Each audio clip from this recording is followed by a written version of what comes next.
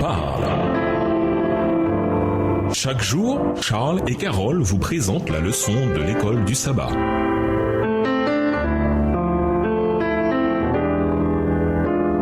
Bienvenue à votre émission. Dieu nous parle. Nous voilà à la leçon 4, à 7 dépend. Étude de la semaine, Ésaïe 7, les versets 14 à 16, Ésaïe 7, les versets 17 à 25, Ésaïe 8, les versets 1 à 10, Ésaïe 8, les versets 11 à 15 et Ésaïe 8, les versets 16 à 22. Verset mémorisé. J'attends le Seigneur qui se détourne de la maison de Jacob. J'ai mis en lui mon espérance. Ésaïe 8, verset 17. Dans un bâtiment en feu du quartier d'Harlem à New York, une petite fille aveugle était perchée à la fenêtre du 5e étage. Les pompiers avaient perdu espoir. Ils n'arrivaient pas à faire tenir l'échelle de leur camion entre les bâtiments et ils ne pouvaient pas la faire sauter dans un filet puisqu'elle ne pouvait pas le voir. Finalement, son père arriva et lui cria dans un mégaphone qu'il y avait un filet et qu'il allait devoir sauter au moment qu'il lui indiquerait. La petite fille sauta. Elle était tellement détendue que dans sa chute de 5 étages, elle n'eut rien de cassé, ni même un muscle froissé. Elle faisait totalement confiance en son père. Alors quand elle entendit sa voix, elle fit ce qu'il lui disait être le mieux pour elle. Adapté par Michael P. Green, 1500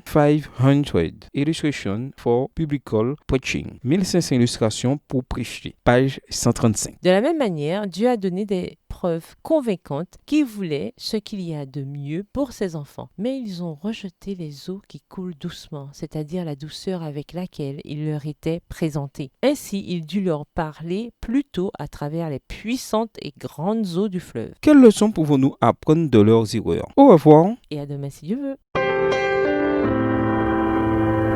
Dieu nous parle.